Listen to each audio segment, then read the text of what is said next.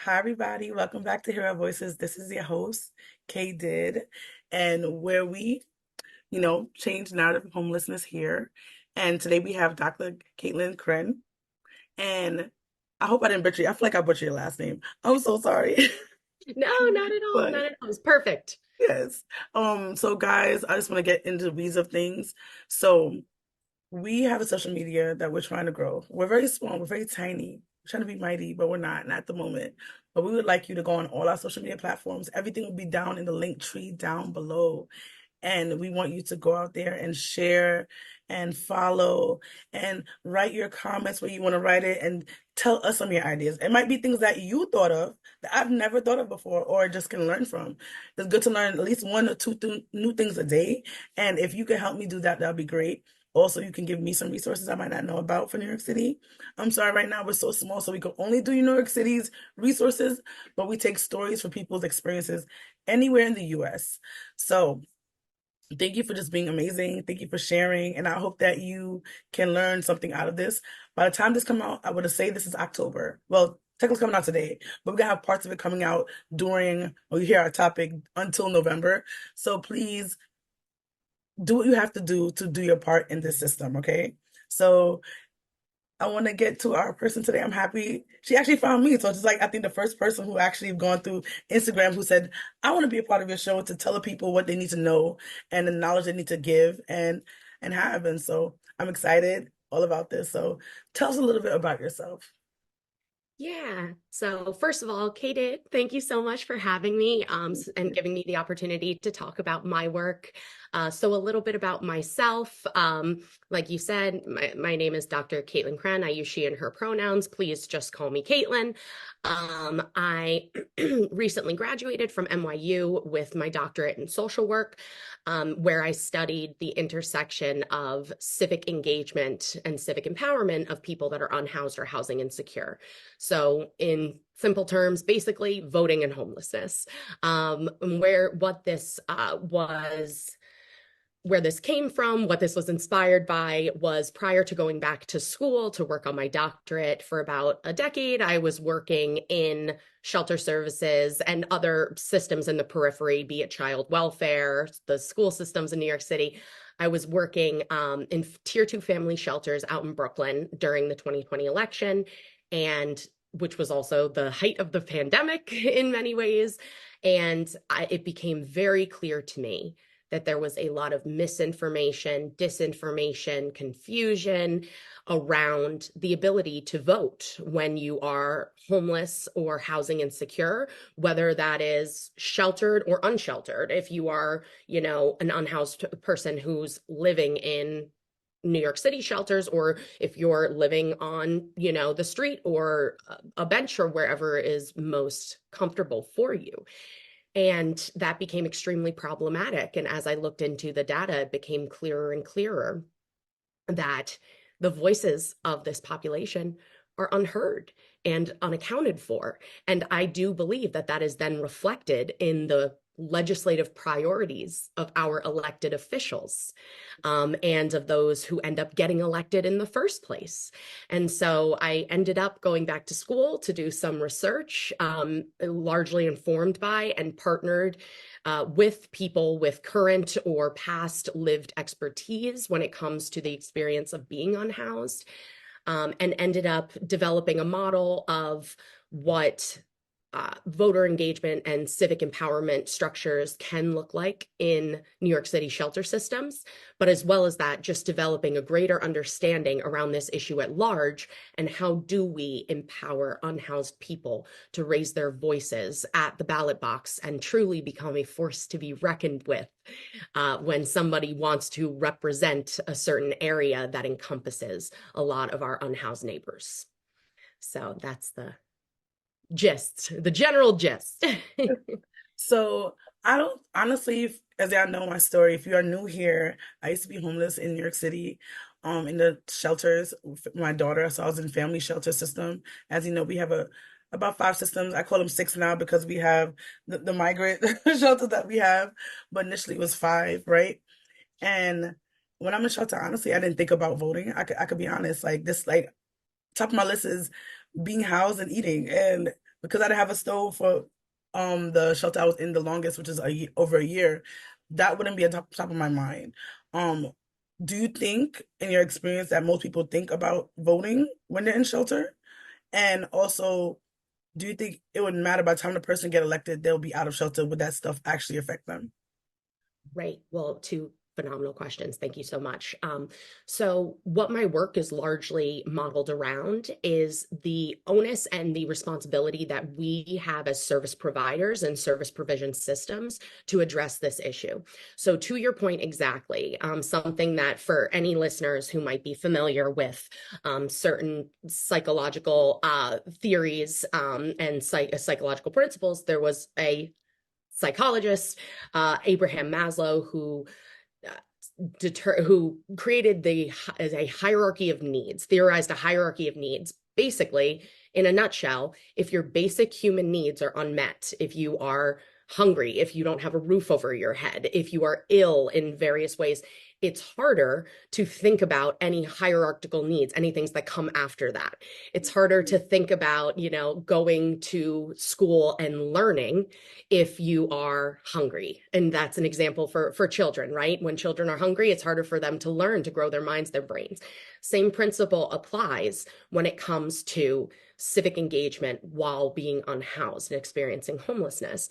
How is one supposed to care about, oh, am I registered to vote in this district, if they are concerned about the fact that maybe their child hasn't eaten in an unreasonable amount of time, or maybe they don't know if they're going to have a roof over their head that night?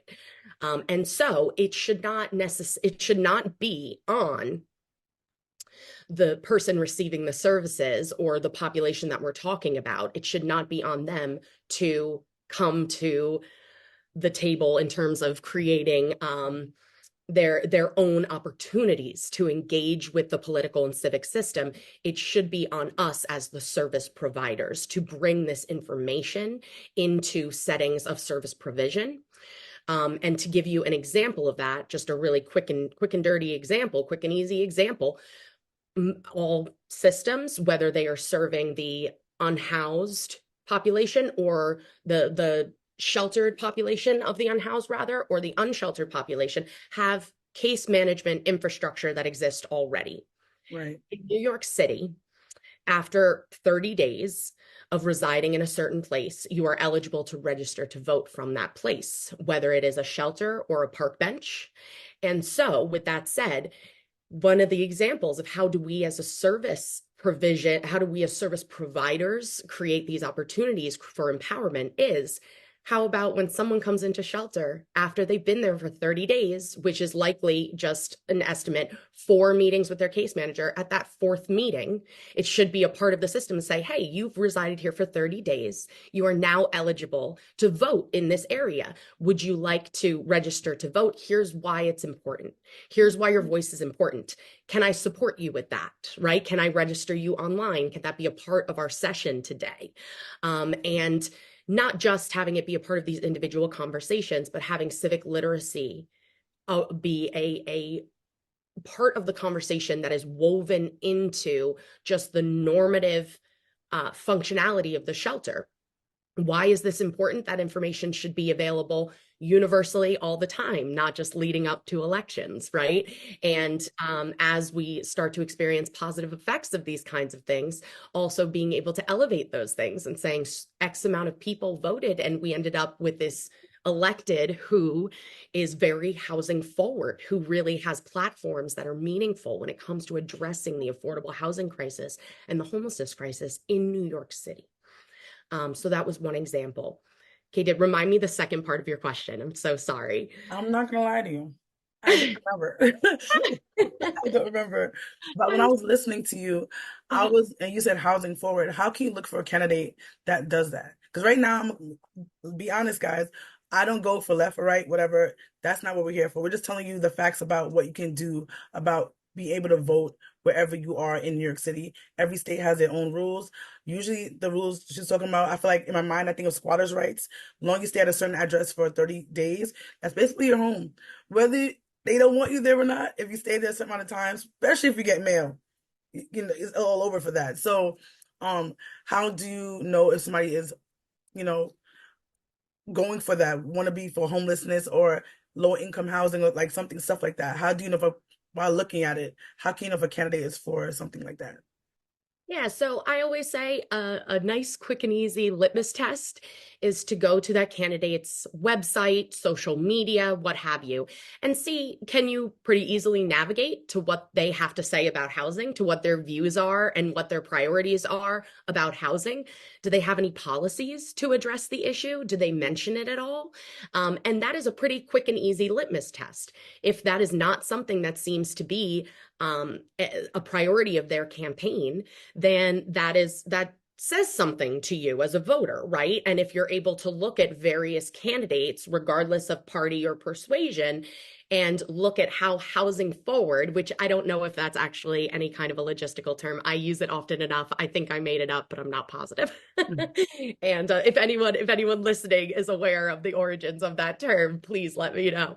But essentially, how much is that candidate expressing this as a priority? If it's a smaller operation, whether it's, a city council, a city council race, a state assembly race, although I will say in New York City, those are still very much big, robust campaigns and priorities, often just because New York City is so vast and sprawling and large that being a city council member, even though that is um, a more, when it comes to the grand scheme of political positions to hold, we think of that as a more junior position, but it has a ton of influence and is extremely important in New York City. And so all this to say, most of these entities do have websites, policy proposals. They've answered questionnaires from different political action committees, things of this nature. And most of these things are publicly available, or available upon request, things like this. But again, checking their website, seeing what's available. And even if it's not easily accessible, seeing in any of the events that they have been at, or if they're coming to a local event near you, if you're interested in attending, raising your hand, and which I know is scary and intimidating, and saying, what are your plans to address the affordable housing crisis and the homelessness crisis that New York City is facing, and seeing what that might be. As well as that, of course, I know we're not all able to attend events whenever and wherever, but often there will be opportunities for communication with the campaign directly, whether that is even as simple as DMing on Twitter or X. I need to get used to saying X, Right. or Instagram, or often their website will say, would you be interested in keeping in touch with the campaign? You can submit your email, but you can also submit a question, submit a dialogue, begin a dialogue, things of that nature. And but I also say, if you have to get to that point, you've already kind of done the litmus test about whether or not this is a meaningful priority to that candidate. If you have to solicit their thoughts on one of the biggest crises that our city and frankly our nation is facing because they are not mentioning it, that tells you something in and of itself, about whether or not that is a central priority to that candidate. My thing with this is that, especially in voting years, is that people will put up a lot of stuff just to make them sound good. And when they actually get in a position, they don't actually do anything they say. To me, what I would do as a person who's just not like, just let it out in the world, right?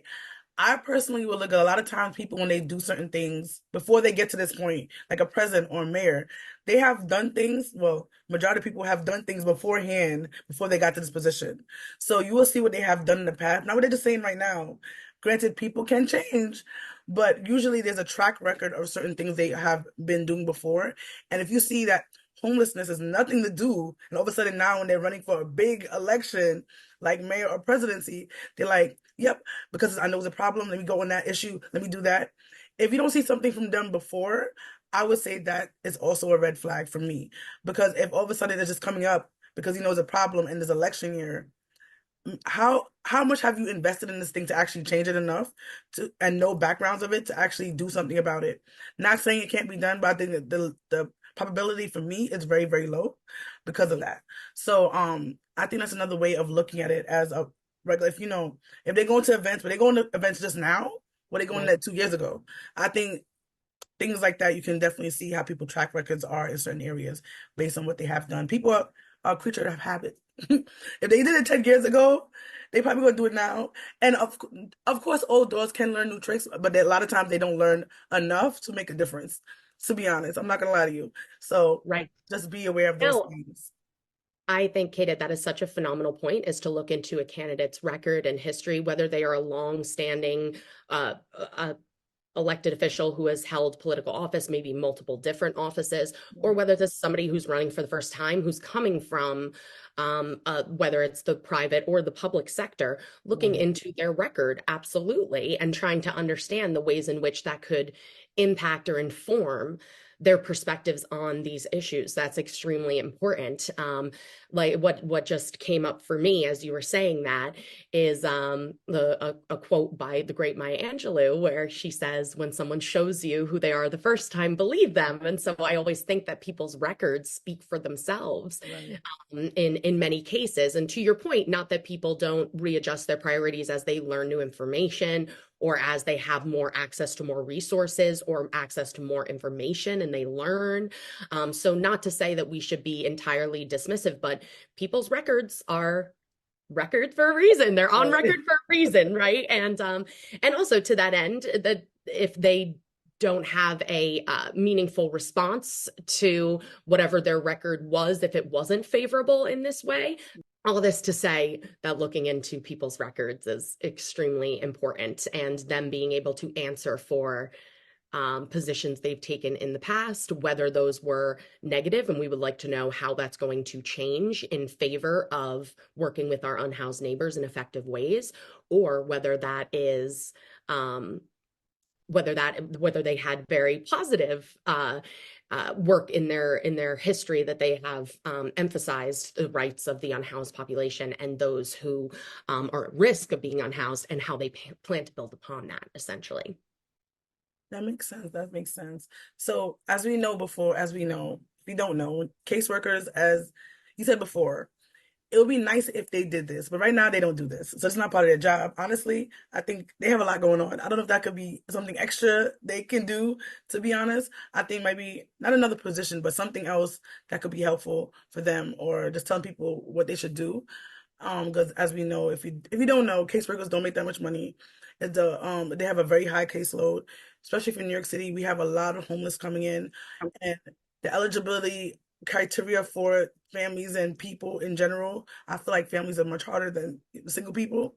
It's always overturning because people are always in and out of that particular shelter. So their caseload can change day by day, which for a person doing paperwork, that could be a lot because you have to close out the case, open it up when a person, like, it's a lot of stuff to go through. So it's a lot. So what can people do now if they want to be able to um know what district they're living in and where to go to vote and things like that? What can a person do themselves if they're in shelter right now and to help them be able to vote on the particular elections coming up? Right, absolutely. Also, I'm sorry, Kate, off the record.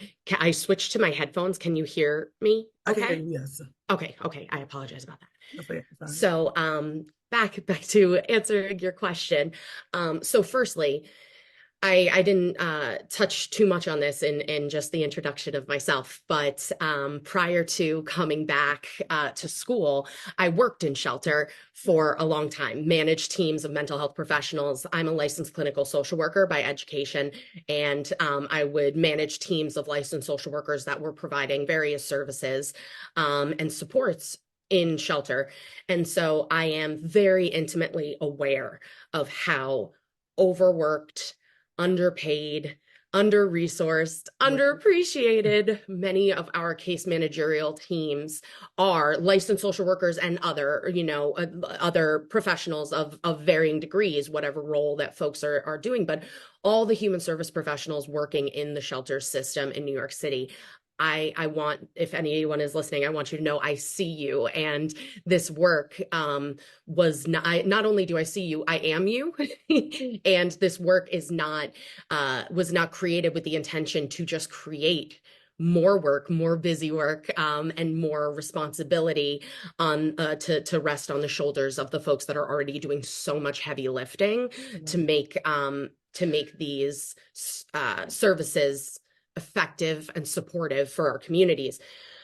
So I just wanted to say that as a start. And so when I developed a lot of these interventions of what this looks like in shelter to support, what it was largely built off of is how does this create the least amount of burden on the existing service professionals, and how instead do we create infrastructure that is largely self-sustaining and that can be woven into the fabric of pre-existing interventions. So again, I gave you the example of instead of having these big civic engagement drives and it's one more thing, but instead, the pre-existing case managerial structure that already exists, these meetings that weekly are already happening for an ILP or what have you, that this is something that becomes a simple question that is injected into a meeting that's already happening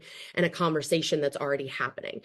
Another layer to this, though, and this is what I call the parallel process of making this successful, is making sure that staff and the teams that are having these conversations feel that they are armed with the information that they need to be able to empower this community.